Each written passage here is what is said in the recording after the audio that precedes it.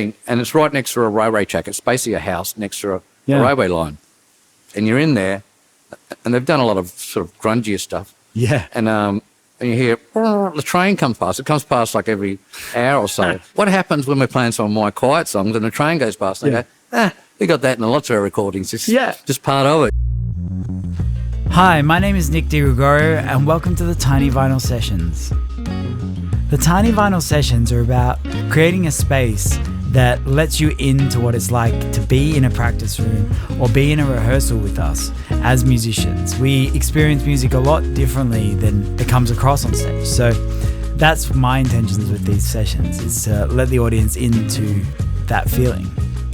So today's guest is Matt Angell. He's a fantastic songwriter, and we're performing at Paddy's Shenanigans in Airlie Beach. We really appreciate you hosting us. Thank you so much for coming on, man. I appreciate you taking the time. Good to be here, Nick. I wanted to ask you how you came to be in Airlie Beach. To be when was that, and how did you get into it? I first got here in August 2001. Okay. I remember distinctly because walking past Magnums in September 2001. Yeah. You know what happened then. So seeing it on the big screen, people just standing shocked, watching planes crashing into the Twin Towers. That's insane. So that's how I can always place my time. It was a month before 9/11, you know. It's a grim marker. Yeah, it is a bit. But how did I get here? I had some friends that came through here maybe 5 or 6 years before I got here. Played footy at the local club, got jobs, and, you know, we're all from the Pilbara on the coast in Western Australia. So they said, like, you'd love it there. There's plenty of live music. Yeah. You can go fishing. It's right near the water. Yeah. Perfect. And I said, never heard of the place. And so I came here and, still here. Well, you come back and forth, right? I come and go. Yeah. It's known as a bit of a vortex, right? Like it is. The bubble. Yeah, it's the bubble. You go in, you come back. Yeah. And I feel like most musicians here know it as that. Yeah, it's interesting to see yourself come and go for like 20 years now, right? Exactly. And sometimes you'll see an old face roll in, come back on holiday themselves, and you say to them, look, I haven't been here the whole time. I have left. I have done something else, got out of the bubble. Yeah. Look, it's not a bad spot. You know, you're near the water. There's plenty of work as a musician. Yeah.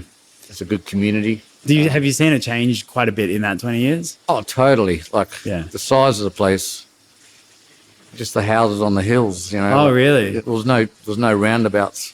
There was no traffic lights. When I got here, there was, you know, about 4 houses on the hill, and now it's like Greece, you know. Yeah. It's getting that up. Yeah. So it's totally, some things haven't changed at all. Yeah. But yeah, like 20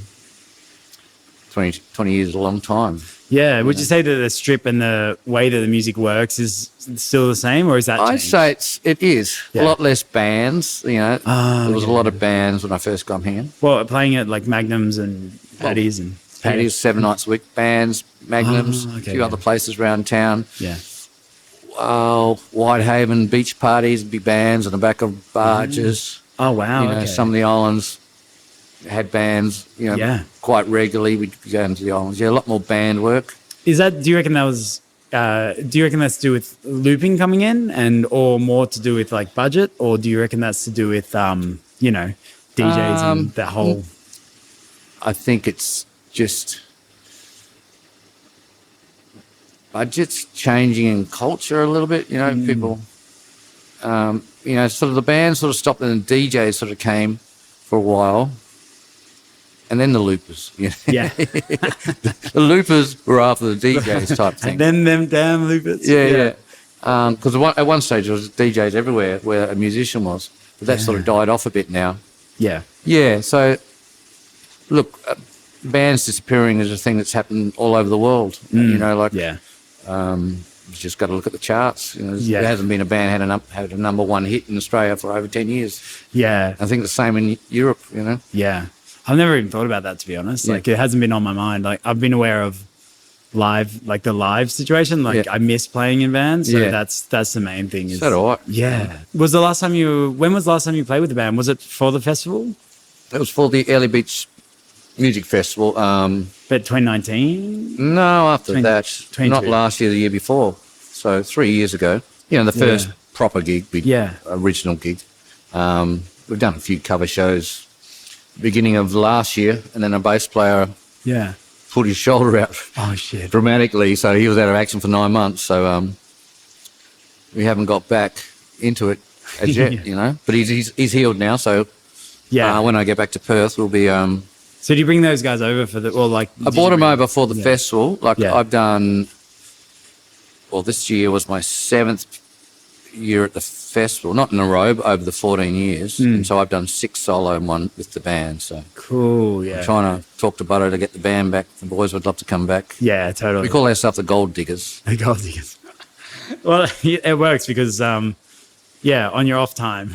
I'm a gold digger. A gold digger. Been all around. 1, 2.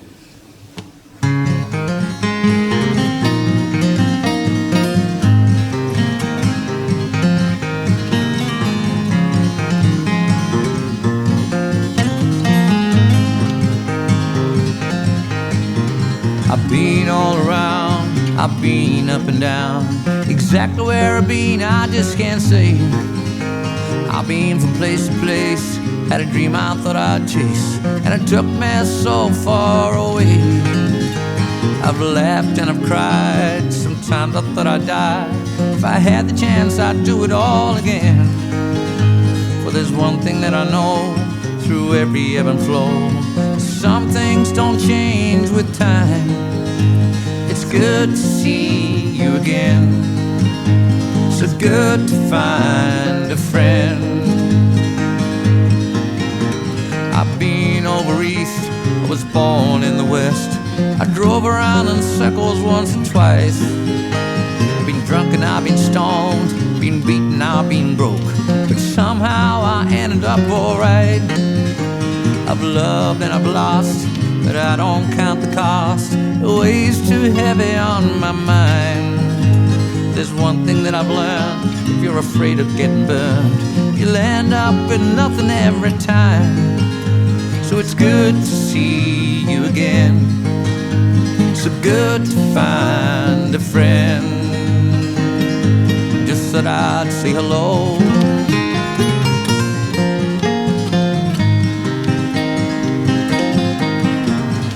Some days are good, just lazing in the sun, kicking back and drinking a beer. But some days are hard, you feel all alone, wishing that someone else was near. And the days in between aren't always peaches and cream, it's a struggle year after year. But there's one thing that I know, sure you heard this all before, you can't live your life in fear. It's good to see you again, so good to find a friend. Just thought I'd say hello.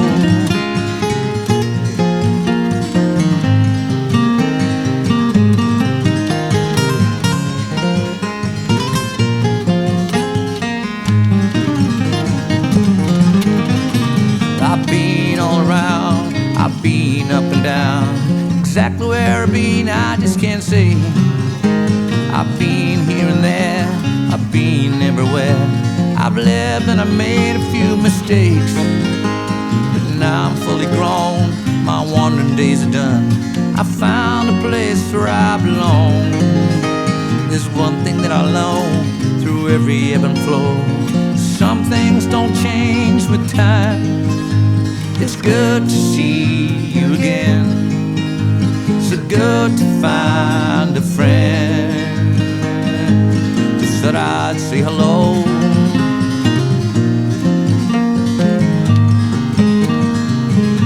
Well, I thought I'd say good day.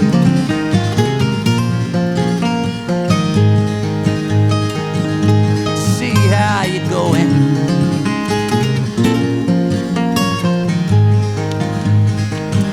To see how you feeling,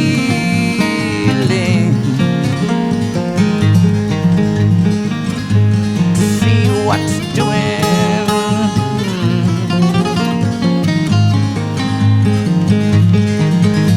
Hello,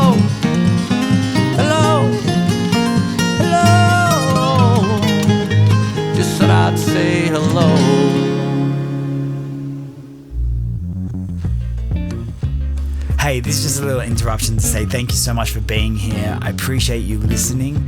I love making these, so I'm really excited by this project. If you want to help, please let a venue know, tag them in it on a social platform, tag any artists that you would want to see on this and send them my way.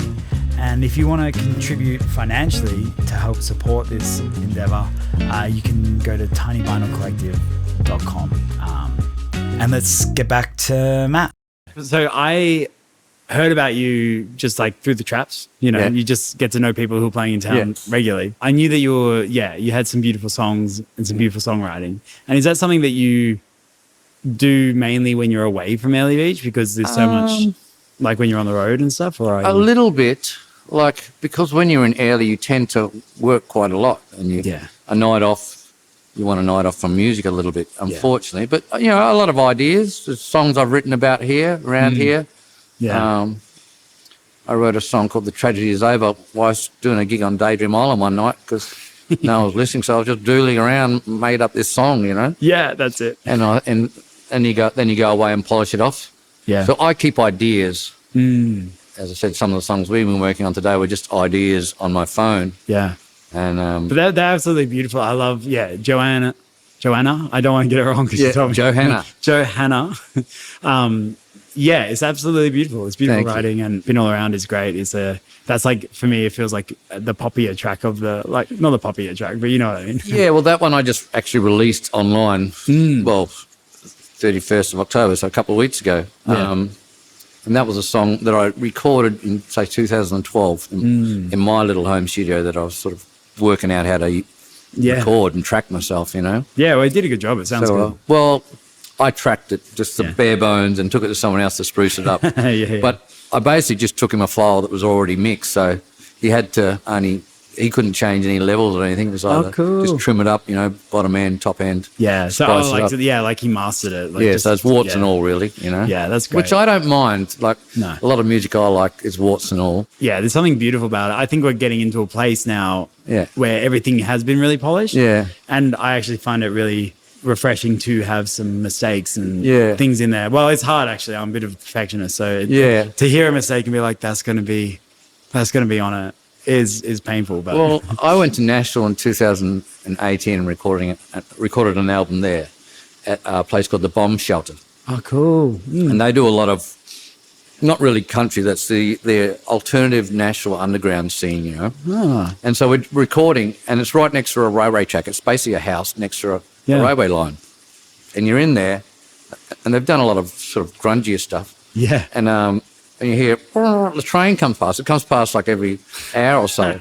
And I'm like, what happens when we're playing some of my quiet songs and the train goes past? And I go, we got that in lots of our recordings. It's just part of it, I actually, I kind of like that. That's like the imperfection is a part of the uniqueness of the track as well. There's a classical guitar track by like one of my old teachers, and he has the same thing happen. It's either a train or it's a bird or something really but for me, I kind of love that little imperfection inside of it. It gives it a bit of reality, Yeah. Like, let's see AI put a bird or a train in one of their tunes. Just got to prompt it to be a little bit imperfect. Prompt it and it will, And so when you're writing, how often are you writing? What's your process? Not as much as I should be. Yeah. I go through stages. I know you should be trying to be doing it full time. As I said, I collect the ideas. Yep.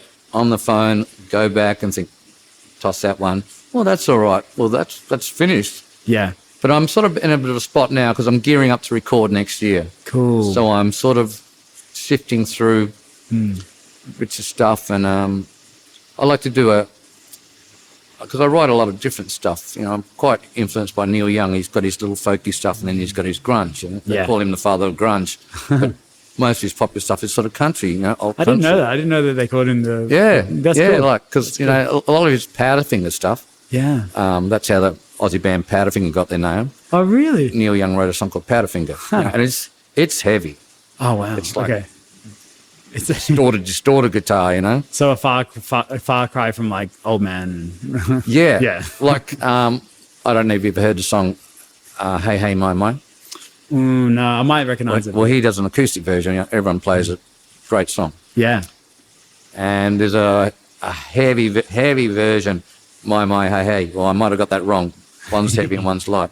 And the guitar is just so distorted. Yeah. It's just like, it's just like your speakers are jumping off the wall, you know? That's great. Yeah. So I like that difference. And so when I record a project, I like to find songs that sort of fit. There's no good doing a heavy rock album and having 3 little acoustic ballads in there, sort of. Yeah. I like to listen to albums. Yeah. You know? So you get a collection of tunes that are connected. Make a cohesive project, or getting a collection of songs, like you could have all your ballads, or not ballads, all your acoustic numbers on one thing, and that's one. Yeah. So that's how you're approaching it. You know, generally, like there's plenty of great albums that might have, there'll be rock albums and have an acoustic track or two that fits in, but generally you'll, keep it some type of cohesion that it all makes sense if you listen to it as a complete thing rather than just individual songs, which I guess it's the way it sort of is now, but I'm still an album man. I think of EPs and I think of EPs, and I guess it is a smaller thing, but I'm always thinking 6-track EPs. Yeah. And then they're like tasters, like six-track tasters. Yeah, that's a taster. Yeah. But that's your entree, I guess. Yeah. But you got to get to the main course, you know. Yeah. If you want to be a Michelin star chef, you've got to be cooking the main course, not the entrees all the time. Yeah. You know what I mean? That's what they used to say, unless you make an album, it takes you serious. Yeah. But the whole music industry is changing as we speak, and but you still feel pulled to make a full album, though. I like full albums. I mean, I don't disagree. I prefer a full album. I think it's a and I've made EPs as many years ago when they'd say, "I'll make an EP. You got to make a few singles and a couple of EPs, then make your full album. Build up momentum. Yeah. Build up for what?" I get really irritated by industry people telling us what to do with that stuff, because it's like, great, I've made singles and I'm pushing myself further away from the actual what you want to do. What you want to do, which is like, if you want to make an album, you should make an album. If you want to make an EP, you should make an EP. But you should do what you want to do, and it's kind of like being reduced. I don't know. I think it's open slather now, because we're our own masters. Really, you don't really need record companies or all those people that said you got to do this, you got to do that. Yeah, they've jumped ship really, and they only want to jump on the ship when you've already sort of become successful at what you're doing. They said, "I'll tag along now that you're making money, or now that when you actually don't you've need got a following." It's like, well, don't need you anymore. Yeah. When you're writing, like you're capturing ideas, are you a lyric first or melody first? Both. Yeah. No set rules. Yep. Often at the same time, but sometimes I'll carry a lyric around for years or melody, and hasn't clicked with what else I'm putting in there, and then some things just come, like Johanna would have been one sit down. Yeah. The demo I sent you, it didn't have even lyrics and some of the things. That would have been sitting around playing guitar and just hit the record button. Yeah. Same as for you. Because that wasn't even finished a week ago. That's good. It's good. Well, even an hour ago, maybe it wasn't even finished. Maybe still's not finished. It shifts. It's really nice. So just capture an idea and go back and look at it, because sometimes you go back and look at it and think, nah, it's not too different. Yeah. Just delete that one. But sometimes you look back and go, well, that's a bit different, and if it sticks around in your head, then it's probably worth keeping. You think back what Paul McCartney said, when they wrote all their songs before they were signed in their little book. Yeah. They didn't have any recording, it was just written in their book, They had like 100 songs that they used throughout their career. Yeah. But they said, well, if we couldn't remember how they went, the melodies, then it wasn't worth us recording, because who else is going to remember it, And well, I noticed that in Johanna and stuff like that. There's like a little nugget. It's the way that I love writing. I always can recognize the little gems that are in there. Like with Johanna, you're hitting notes that I would be choosing over those chords, whether intentionally or unintentionally. But that little hook idea for me is like the whole song inside of that hook, and then everything is kind of like germinating out of that. Yeah. And that the way that you do it resonates quite deeply with where I would sit in. I think we were trying to find out the name. There's a hook, and then there's those other subtle hooks, isn't I don't know, you could call them so many things, like a secondary melody, or you could call them like a response. But I know what you're talking about there. The little things that make a song memorable or just something to grab onto. It's that little thing that you whistle as you walk away. That you're singing. Yeah. All the songs that you have are like do that. So it's like, well, I think I try to do that. And a lot of my songs are so simple, you sort of have to do that. Otherwise, there's nothing there. No, but I think that's key, because there are a lot of times when people do like, a long country song and there's not really anything. It's like a story, and that's fantastic in its sense, because, intention is everything. If they tend to write a big long story, I can't grab onto a melody, but I remember the storyline or something. That's interesting. But I was thinking of like The Gambler, but The Gambler does have like a little hook. It has little hooks, If you listen to it closely, primarily the story, but there is hooks in it. Even that snare bit at the end, you got to know the way he drops out, and everyone just sings the chorus. That's a hook. Sort of part of it. That's a hook, It's a good way to think about it. Like arrangement can be hook as well. Like doing the interesting things. As I say, like how John Fogerty would write a song, and very simple, and one verse would be just slightly different, just to mix it up a bit. Well, I mean, the variation is key if you've got repetitive stuff. Then that little alteration just that little really nice thing. Go, that's a same but different type thing, And so once you've got that idea, and then you've pretty much got the structure of the song right, because like with Johanna and For You, the voice notes are almost like complete things in themselves. How long does it take you to fill in the gaps after that? Do you have songs that take 7 years and then like songs that have taken 7 years and still not finished, then songs that take 3 minutes, like, as I said, you might find them like Johanna was basically all written, like there was a couple of words, but the melodies that was there, I'm like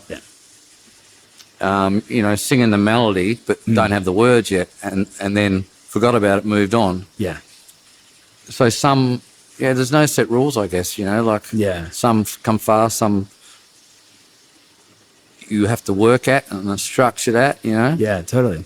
I'm writing a song, well, I've finished the song now, called Long Reach, which is a bit more structured, I wrote that over quite a bit of time, just not really the music, just the words. It's got a bit of a story. So chopping, changing verse, trying different lines. Yeah. No set rules for me, and I guess for a lot of people. I think rules are just, little guidelines really. Like they're things that are useful, but if they're not serving you, then they're not really serving you. Yeah. Like you can't say I write a song like this all the time. Yeah. There's heaps of ways to be formulaic if you want to be, but if those formulas are causing you a disservice when you're writing, I don't think that they're good to hold on to, like held on lightly, to those things. But we all naturally fall into... I'm good with deadlines. If I got a deadline, then it'll make me finish things, Deadlines to the last 11th hour, like I'm walking in the studio, like 3 different lyrics.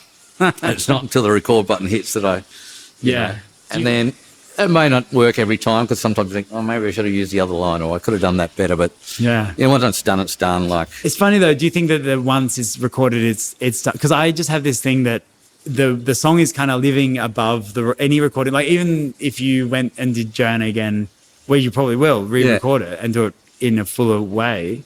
But to me, this is like capturing just one moment in time of a version of that song that exists, exactly. And then that song exists. Even if you do a really good recording of it, that's still a version of the song that exists, but it's not the actual song, if that makes sense. Like, well, I'm all for re-recording my own. I've got a couple of songs I've recorded twice. Have you shifted lyrics and stuff, or have you kept the lyrics? I haven't, but there's a song I released this year called Sweet Sleeper, and I use that line maybe at the start of every verse. And the third verse I'd like to start with Sweet Dreamer.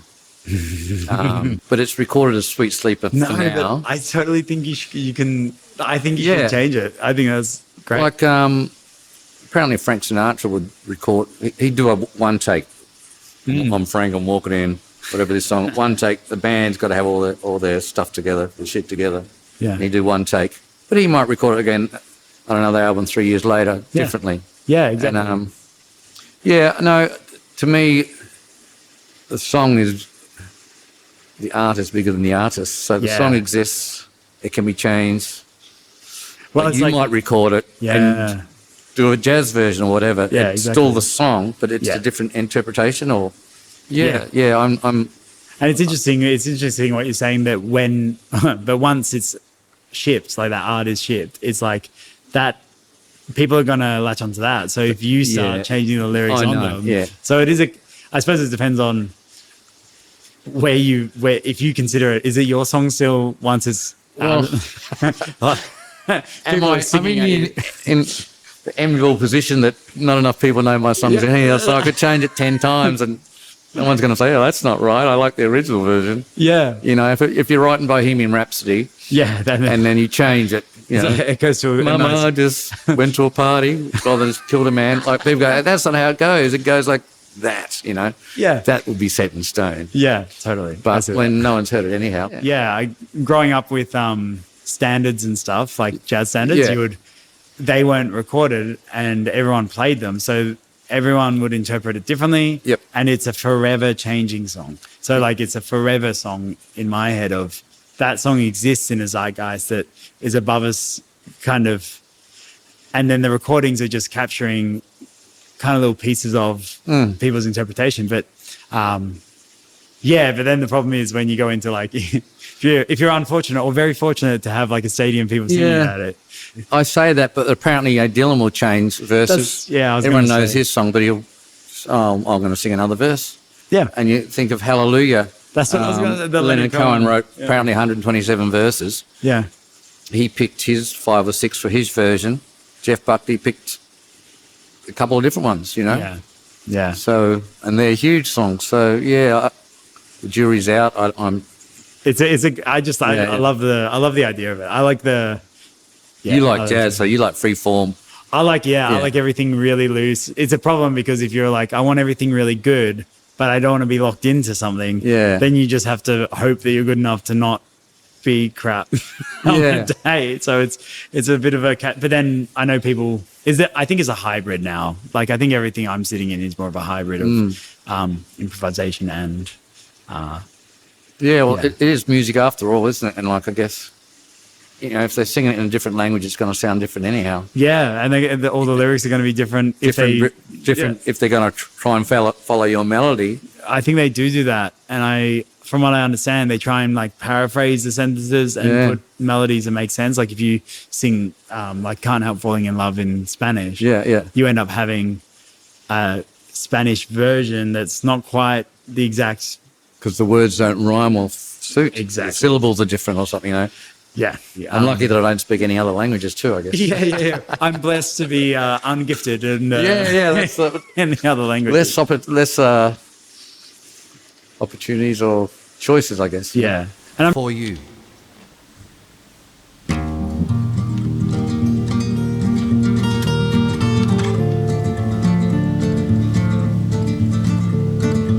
I would give you all my love. If it was mine to give, I'd give the sky above. For you. For you. For you. For you, that is what I do. For you, and I would swim an ocean wide just to get to you. You were standing on the other side. For you, for you, for you, for you, that is what I do, just for you, for you.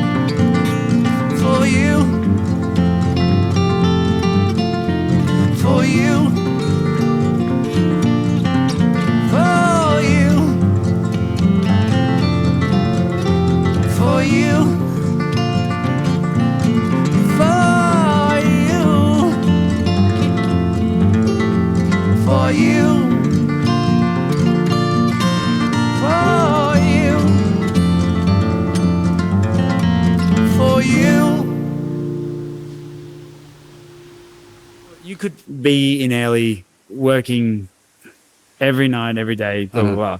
But because I've talked about this with a few other guests on about kind of that, the way that you space out your working musician life with, I don't know what you would call it besides rest, or like, it's not rest, it's living, but you live kind of half and half, right? Is that an accurate time frame? Sometimes. Of late it is, like, because I find, although we do music as a full-time job, it's still creative. Oh yeah. And like even just banging out covers, it's a different energy. Like it's exhausting, really. You do a double gig, It's tiring, and it's like working 16 hours straight. Yeah. It's a hard thing to explain to people. Yeah, though. people have no idea unless they do it. They go, "Oh, you only sat there for 3 hours." Yeah. It's 3 hours you saw. And you're singing over this, like your like vocal cords are about a 10-cent piece, and you're not yelling. You're controlled yelling through that for 3 to if you do a double, it's 6 hours, and talking on top of that, and it's a lot. It's like you can't. It's hard to explain to anyone why that's challenging. Yeah, it is. I've sort of given up explaining it now because unless you're doing it, people don't understand. Like sometimes the big gigs where it's going crazy are the easy gigs because you go on the crowd momentum. Some of the hardest ones are when, no one gives a rat's ass. You're sitting there and it's like so much effort to sing and your hands feel like slugs. It's like and you're looking at your watch. That subjective experience of time kicks in and you just feel time going slower and slower, I've been floating this idea with other people, which is when you have no one really paying attention, you're giving out a lot of energy, and I feel like it doesn't come back to you, so that you don't get that feedback. It's sucking out. It's draining you. Yeah, it's physically like so exhausting after. Yeah, I guess it'll be like studying. I mean, I think you're just laying on a bed reading, but you're sucking information in there. Yeah, but it's brain drain. Yeah. They're sucking emotions out of you, so it's emotional drain, I guess. Yeah, totally. So I have to do something else for a while.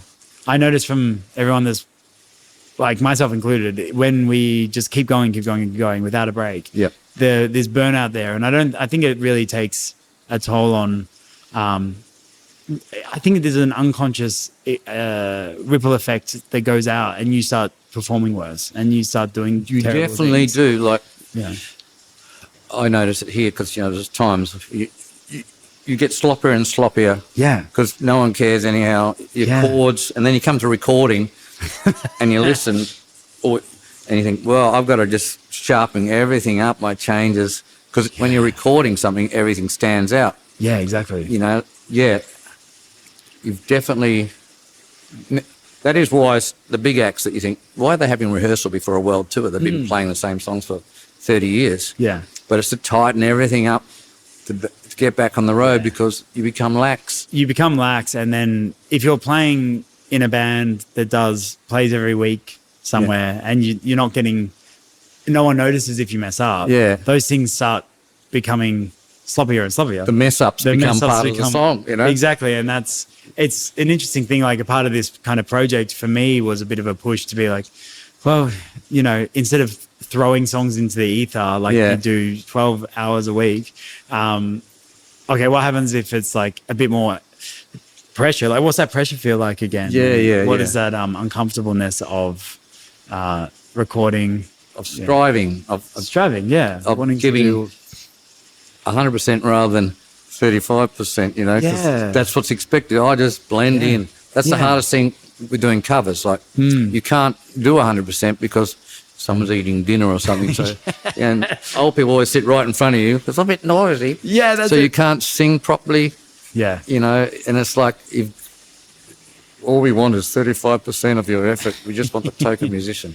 So you've got to get away with that because that kills creativity as well. If you want to do your own stuff, totally. Or, be it writing songs or just perfecting an instrument to another level.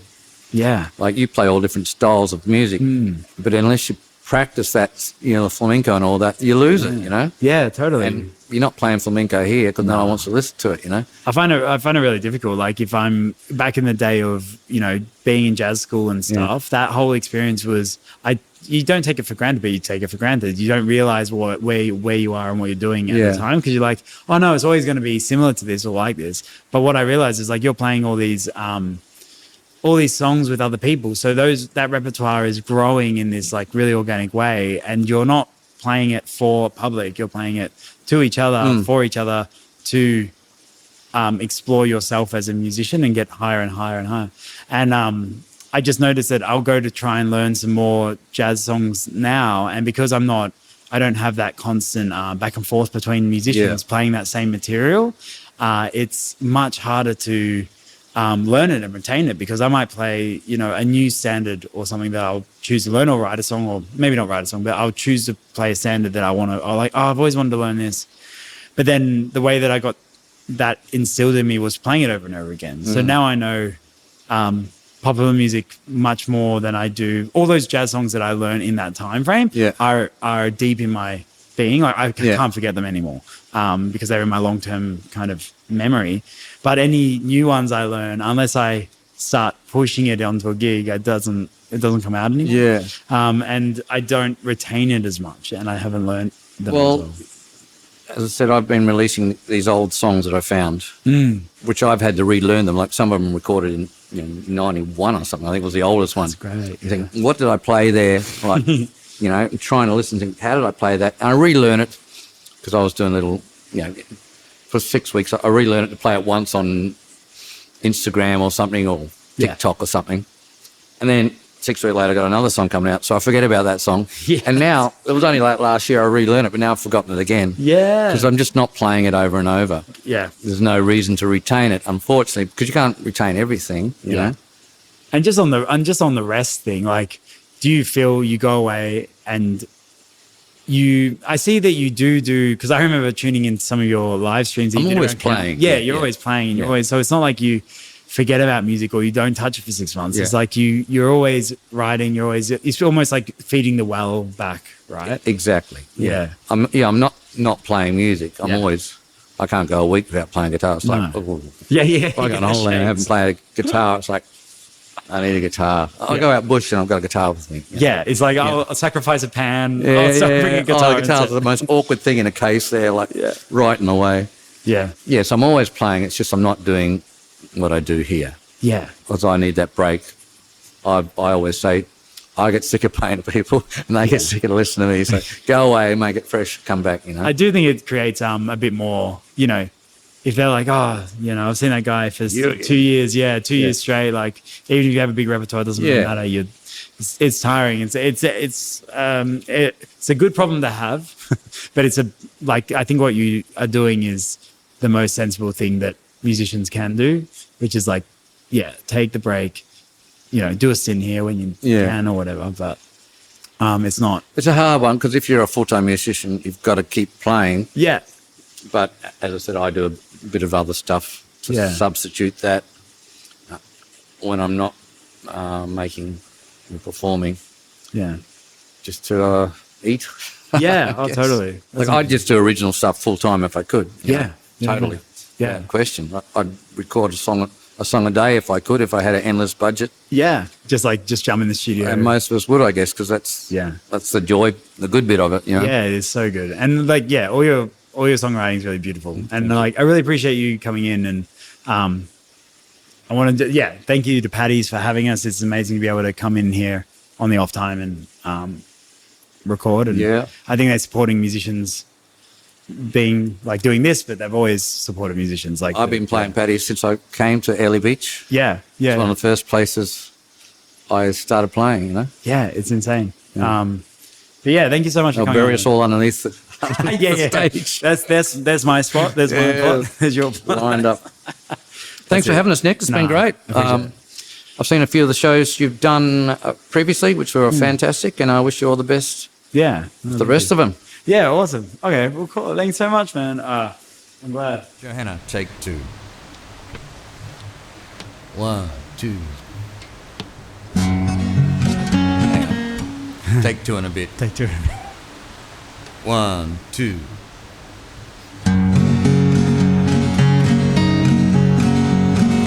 Oh, what a lovely day. The sun's coming out to play, but I give it all away for you.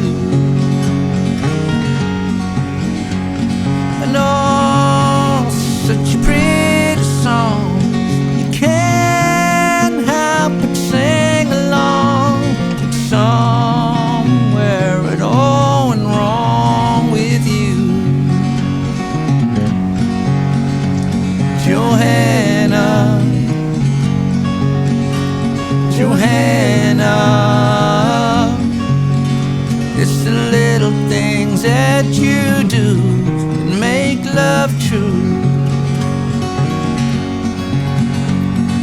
No time is ticking by. Some days I wish that I could just close my eyes and fly away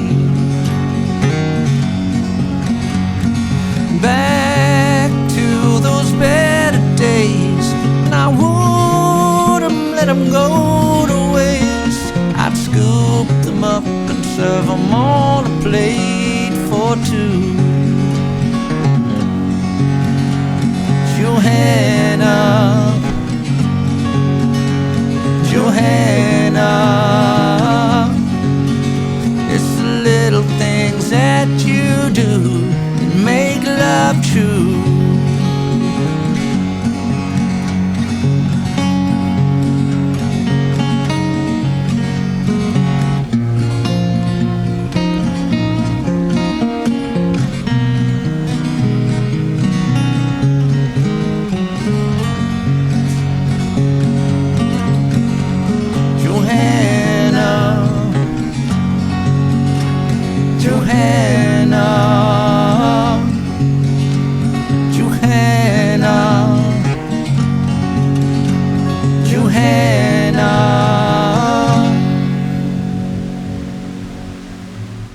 And that's another Tiny Vinyl session. Thank you so much to Paddy's for having us. We really appreciate you. You've been a huge staple of the Airlie Beach community for a long time, so we really appreciate you letting us use your space. And also thank you to Matt Angell for making the time. He just was flying in and flying out pretty much in a week for the Airlie Beach Music Festival, so to be able to catch him and get these tracks was awesome. So please tune in a fortnight and spread the word. Thank you.